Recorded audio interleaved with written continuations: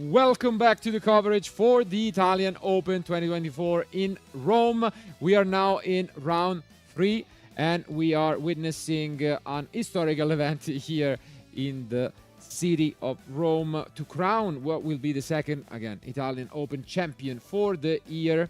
And we have yet another previous former Open champion, although not quite the Italian Open. It was Cefola Alessio, who won the UK Open back with Castira, and has had a few seasons, I gotta say, really incredible, with a lot of top cut finishes.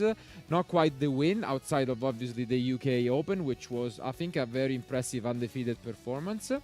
And he's playing what is considered by many Italian deck, we could say, which is Flowanderies. Yeah, I mean, like, I talked to him before the event, and he hasn't played for a while, so he was not feeling that confident, but he felt confident with the deck, and he's working on well. I mean, I like the deck list, so the approach, you know, and also, like, I think facing Flowanderies, it's always not easy. No, so it's definitely scary. The deck by itself is always a very impressive engine, but what's the really impressive part of the deck is that it can play so many cards that can just completely steal the game, from Dimension Shifter to Featherstorm to Rivalry. So it has a lot of very annoying options.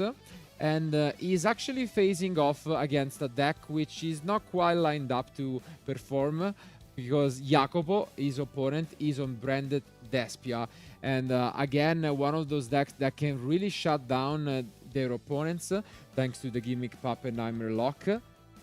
Unfortunately, that does not quite work against Flowanderies, so that will be interesting to see. I gotta inform you, though, that the opponent, so Jacopo, already forfeited the game 1 to prevent some information, essentially, during the match as they were starting out. So we will dive into game 2 directly.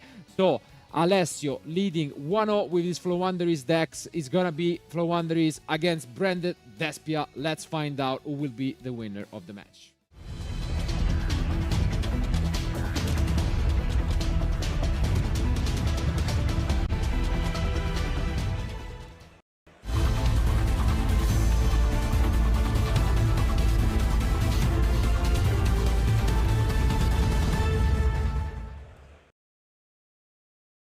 And here they are, as mentioned, and as you can see, Alessio leading this match, but now it will be Jacopo who performs his combo. But I think we can expect him to go for a interesting line, because the lock doesn't work against Flowanderies. So maybe he wants to just extend, put some of his fusions, Mirror Jade, and so on, maybe a branded in red into Chimera on the field. That will be interesting to see. On the other end, of course, unless we see a Dimension Shifter, we can expect Alessio to just, sit back. And this will not be the case. Also, because, it would be a punish, because Okay, interesting opening. High Spirit, and as you can see, this is a pretty cute opener. I like it, by honestly. Jacopo. Yeah.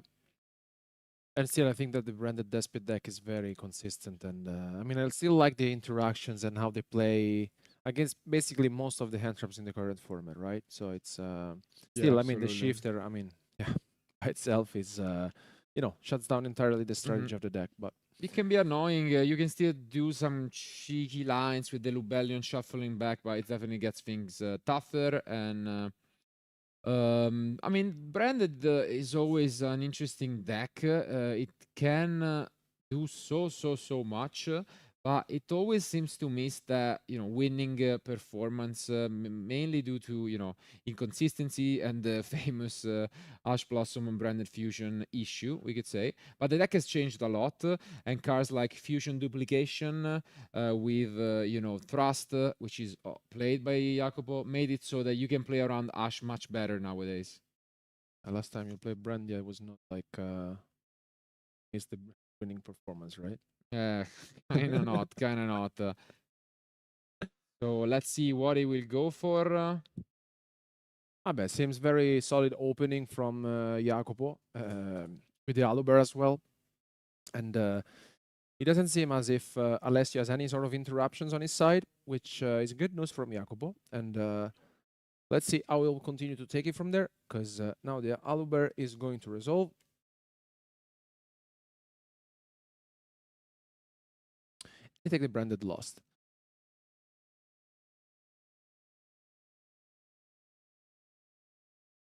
And yeah, as expected here, you have so many different ways of advancing through your combos. It being the Gragugnol, which usually would be used to send, as mentioned, a Gimmick Puppet Nightmare. I don't think that will be the case in this specific duel, but let's see. And here comes the branded fusion. Very solid opening from Jacopo. And yeah, Alessio allows it. So we will see some stuff here from the branded player. This is a very good opening. This is so strong. As mentioned, it is true that playing against Flowanderies can be difficult. At the same time, the good news is, as mentioned, you don't expect that many entraps, so you can overextend pretty confidently. And in this case, for example, you can access the Mercurier and have more interruptions. And the only thing is you're forced to take the grind game approach. But this could be obviously working out for Jacopo. And yeah. And knowing that you are basically facing Flowanderies, like, is there anything specific you'd like to aim for, like or very first turn? I think you need to diversify. I guess that there are a few scary things, which is Flowanderies tend to play a lot of, we can say, cards like Pot of Duality and Prosperity, which get them to their side deck cards. And one in particular I have in mind is Evenly Matched. We saw it in the previous round with Vincenzo, but I think it's tough to overextend and not play too much into Evenly. Because in general, if you just want to ignore Evenly, you can get the Mercurier, you can get, branded in red and a lot of different interruptions. But yeah, Evenly should be definitely a concern, because if you overextend into it, you can just lose the game right away. But for now, he's playing pretty smoothly and just making a lot of advantage at the moment. As you can see here, Borrelot Fusion, a lot of options, and here is probably the turning point of deciding how much to go all in and what to play around, essentially. Yeah, especially because like he knows that Alessio might have side in some cards, but on his on the other hand, though, I mean, looking at Jacopo's deck list, I mean, we can tell that he's of course not prepared against Flowanderies, but I mean, that also makes sense, no? Because no, absolutely. Yeah. Okay, so here we see the Gragugnol. Let's see what the target will be. Again, a lot of options. Not gonna be the gimmick, I think. No, doesn't make any sense. And yeah, he's just considering one of his options. Gonna go for an advantage type of opening. On the other side, Alessio has the evenly I mentioned in the main deck actually, and in the side deck he has cards like Dark Lurer No More or RP Feather Duster, which could also be pretty good. Yeah. So I'm expecting to see those. And as mentioned, the really good thing about cards like Duality and Prosperity is how easily you can access those cards once you side deck. So, but also like Flowanderies is very consistent. You know, we have seen in over the last, I don't know, maybe 2 years, something like that. So it's I mean, it's one of the main reasons why the deck is still good. And I mean, as you mentioned before, Alessio is a very experienced player. And yeah, I mean, like if he goes deeper into the tournament, this will be one of those decks you really don't want to play against. Oof! And just as we mentioned, the 6th card is the evenly matched pickup by Alessio. Let's see how he wants to play around this. Wow, we could just see enter bottom face into evenly matched. And yeah, I mean, it's not the end of the world for Jacopo. Well, yeah, I don't know. Jacopo needs to be a little careful here. And the end looks kind of promising from Alessio. Yeah, he declared battle phase. I think he did declare battle phase, and now it's up to Jacopo decide what to do. But yeah, we did mention him. The card is there. A lot of decks can be hurt by the evenly. Let's see what play Jacopo wants to go for. He can get another search with Lost, which is nice. And yeah, goes for a fusion summon. It just mirror jade into. No, it's gonna be Sanctifier most likely, right? Yeah. Sense. Now you get a search.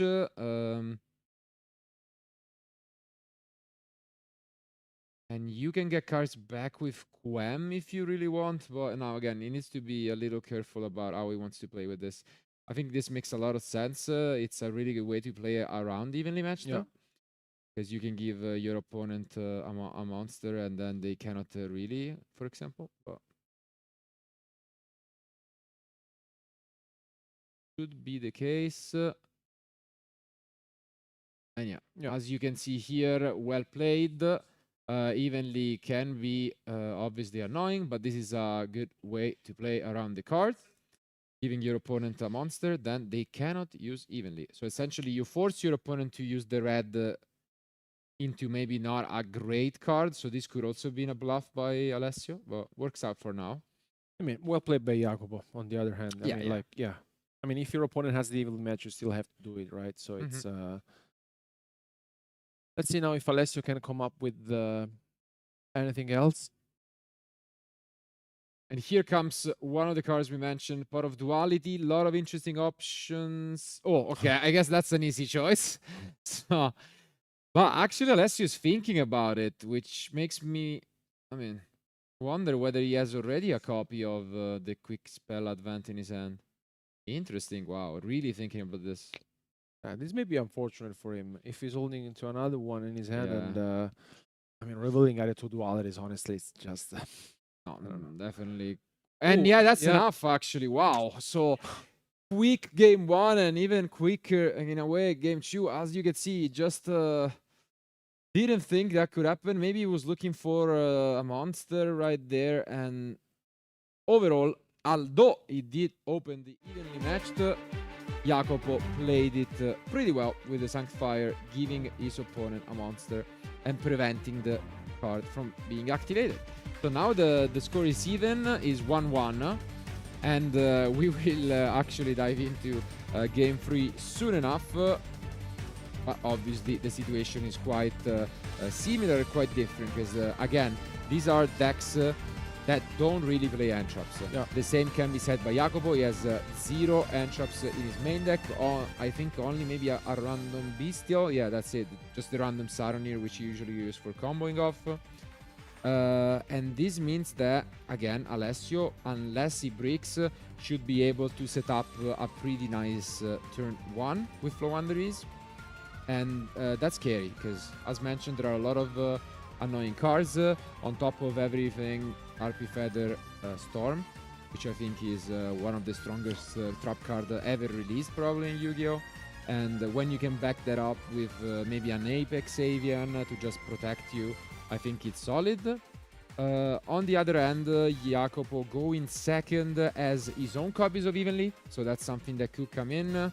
Outside of that, I guess a few cards, but nothing too special. There is some consideration for Dark Ruler to maybe stop again the Apex, but I mean nothing too exciting from that side. He will just rely on his engine and try and push as much damage as possible. The good news, I guess, is that if he's not facing the RP Feather Storm, there is a lot of it changes. It changes entirely. Night from night and day. Yeah. I mean, like looking at the Alessio deck list, honestly, I think the Emily match will go out and Arch Blossom will go in, basically. Maybe nothing else. Pretty much. Needed, yeah, I think so. Pretty straightforward. Again, maximum consistency from Alessio. He has 6 copies of these pots, Duality and Prosperity, and then maximizing the engine cards. So makes sense. Regardless, only one of these 2 duelists will be able to advance with a 3-0 record, looking good in what is a third of the duels. 9 rounds today, And as there will be no top cut, you need to win as much as possible, because the winner will most likely be on a 9-0 or maybe 8-1, 8-1 draw score, so you really cannot afford to lose more than one match. But our duelists are ready, so let's find out who will be the winner of Game 3.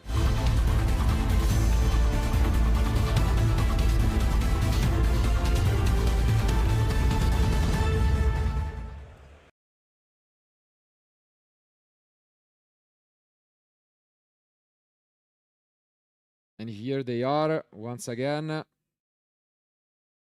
Yeah, having a final cut. Games. Maybe he will regret this if he opens an amazing end. And let's find out what Alessio has in store. I see a lot of traps, and this could be a very bad sign. But I think I also saw a Robina. No, Robina is there. Okay. Oof. Then this could completely be broken, because I think I saw a rivalry. But yeah, we start things off with Advent into Ampen. No response. I think it all comes down to this resolving, and the good news is, as mentioned, I don't think we're gonna see much of a response from Jacopo. This looks really, really promising from Alessio. Yeah, nice start from him with the fill spell plus the Robina, and I think he will also be able to set up the RP Feather Storm as well. And here the Eagle gets banished and he gets it back. And yeah, it looks very promising, honestly. We thought for a second that he didn't have anything going on, but you know, that's not the case. He also has the rivalry. And yeah, the one-off rivalry a card is quite scary, and we have seen in this first few rounds has been played in the main deck by every single deck that can afford it. So not a joke. And I think yes, he has that Feather Storm as well. This is looking insane. Maybe the last cut from Jacopo was regretted. What a end from Alessio. And yeah, he has that so much that he could set up the Apex play in the following turn to play around, again, evenly matched or cards like that. But yeah, on top of a Feather Storm, it's really, really, really tough to play. And I mean, there are not really many cards that can stop it. So this is exactly what's going on right now. And Alessio is not stopping anytime. Free trap cards. This is very promising. And especially because like Jacopo doesn't have any apart from evenly match, he doesn't have Cosmic Secret, for example, no, to deal with Alessio's back row. So kind of tough, but you know. And now he can get the Apex most likely. Yeah, seems like that's what he's going for. And yeah, there it is. So Apex Avian set up, and he actually goes for it right away. Okay, doesn't want to risk anything. We were expecting maybe, you know, just a hold. Instead, playing it as safe as possible. And I do like this. Not taking any risks.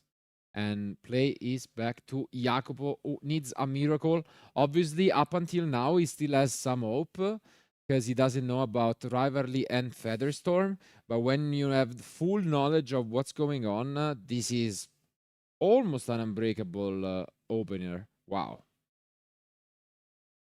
Let's see here now how he starts things off. Okay, he does so with Branded Fusion, which is a pretty good way to start things off.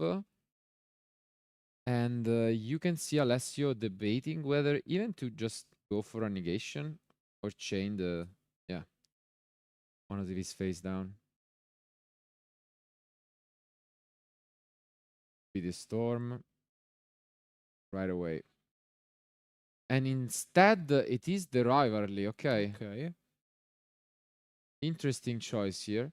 We know that, you know, Jacopo doesn't really have a way to deal with this rivalry at the moment in his deck.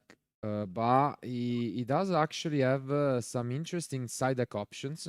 One of them being Shadow Dragon, which is actually, if it wasn't for the storm, you could send it here and, you know, try and play with that. And there you can see him actually debating quite a bit what to do. It's not an easy decision. On the bright side, they only spent about 20 minutes for the first two duels, so they have plenty of time left for this game 3, where gonna count the most. And yeah, the card resolved. Let's see if he wants to go for this Shadow Dragon option, or if he's just trying to push some damage here. It's not easy. It's taking some time to. No, it's definitely a tough decision. Obviously the Apex is still there, and yeah, it does go for the Shadow Dragon, and you can see Alessio picking it up. Did not expect the card to be there, and is not really gonna get punished because we have full knowledge of the RP Feather Storm, but still, you know, it's something that I really like as an option in the side deck from the branded player. But yeah, here we see the really bad news from Jacopo. RP Feather Storm, what a card, shutting down everything for this turn. This serves a lot, huh? Changes everything. Absolutely. Basically, because Apex plus Rivalry plus the Feather Storm is yeah, it's almost a checkmate opening, and it will now back to him, but we might even see just a pass here if there is not much to push forward. Jacopo having a think right now. His only hope is again protecting himself with this rebellion. And yeah, it seems like he... No, yeah, it's not really sure how to maneuver this.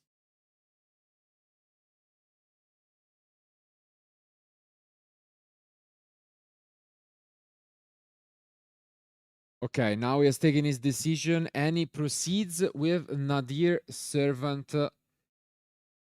Pretty good card in the deck, which allows you to take it a little slower, but gain significant advantage in return. For example, accessing a branded in red and just playing the game in a different way. So this gives him somewhat of an hope. And it's gonna resolve. I think he now has full knowledge of what's going on, because this face down is an Explore Winds, and he knows the two cards in hand are, you know, the Robina and the Toucan. So I guess if there is a good news, that is that he knows everything. The problem is those cards are actually quite nice. So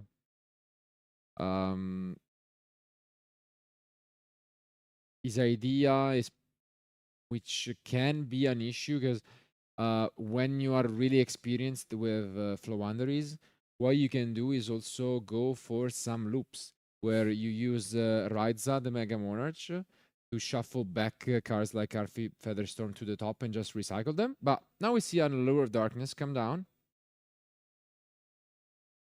Yeah, I mean, I think he's trying, you know, to stay in this. It's not gonna be easy, but no, obviously, yeah. Alessio is debating whether to negate it with the Apex. Huh? Would you go for it, honestly?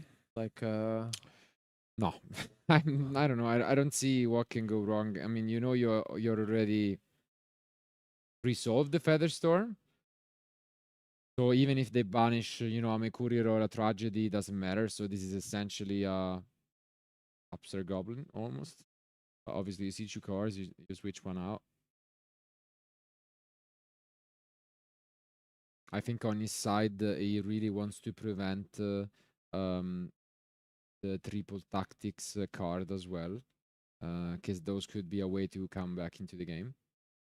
So if he can, he's probably never going to use this Apex this turn. Yeah. Now we see a Brandon in Ice Spirits, yeah. Yeah, I mean, which I think is fine, no? Because I don't think this matters a lot. Yeah.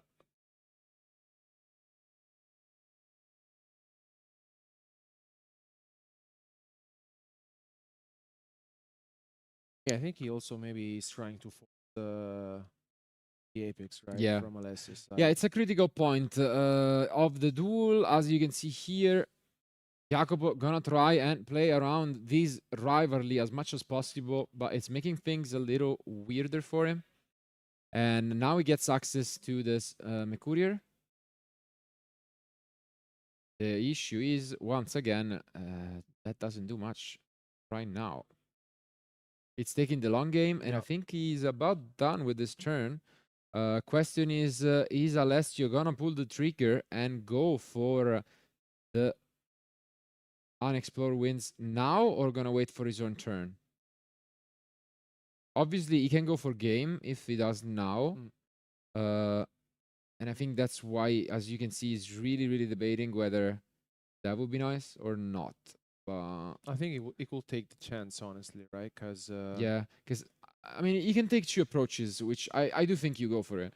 It's that you can take the approach of just torturing kind of your opponent with this loop of the unexplored wins, or you can just try and go for game next turn, which is totally doable here.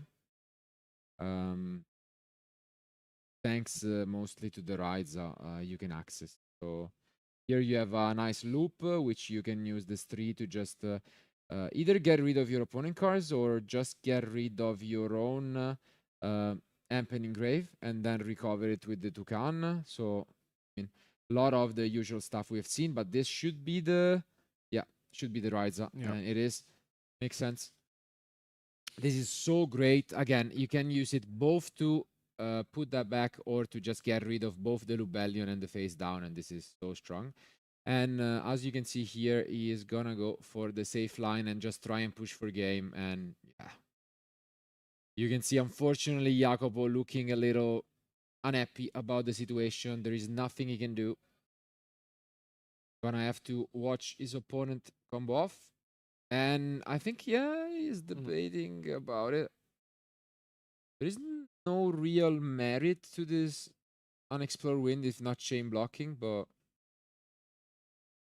it seems like he is gonna go for this loop with the RP Feather Storm that I mentioned. Makes sense. Essentially, next turn he goes for game. In case there is a miracle stopping this from happening, he has the RP Feather Storm. And this pretty much seals the game and is maneuvered really well by Alessio. Yeah, well played by him. Yeah. Yeah. And yeah, there goes the handshake after a very strong opening by Alessio. There was just nothing his opponent could do, and a swift victory by the Flowanderies players. We can go back to us for the post-match discussion. Definitely an unusual match, as mentioned, but in the end, it could have been maybe a matter of die roll. It could have been just a matter of an unfortunate matchup because Jacopo's strategy was that to shut down his opponent's special summons with the Give Me Puppet Nightmare. Turns out not so great against Flowanderies, and that's just how it goes, but still. Very good show of what the deck can do, especially in the last game from Flowanderies. It's still a deck that's very much alive. It should be threatened, and sometimes where you're not prepared for it, when you don't have the side deck options, it's quite tough. No, but like in general, I mean, as you mentioned, I think it's scary to play against Flowanderies in general, because like it may be that you're not prepared for the deck, and also like the brand that is like focused on your opponent's special summons, right? So it's I mean, yeah, I mean, it was well played in game 2, especially because like I think Alessio didn't have any sort of interruption, and also the duality itself was, you know, like he revealed 2 of them. And I mean, in general, I would say that going into the tournament and now you're sitting on a 3-0 record, honestly, I would never like to play against Alessio. No, as you mentioned, I mean, it is a very diverse event, a lot of different decks, but this is still a deck that requires a lot of respect. It is in a weird stage at the moment because there are still a lot of end traps in usual decks, and we know that, you know, Vader, Impermanence, and these kind of cards are annoying for Flowanderies. So I'm not too convinced on it, but I think the deck list is quite solid. It has a lot of what it takes, especially going first, but even when you lose the die roll, it has some interesting tech. We haven't seen a lot of, you know, everything that the deck can offer, but it was still a solid performance. Regardless though, thank you guys for being with us. This was the end of round 3. We still have 6 more to go, so don't go anywhere because we'll be back soon with more live action from Rome.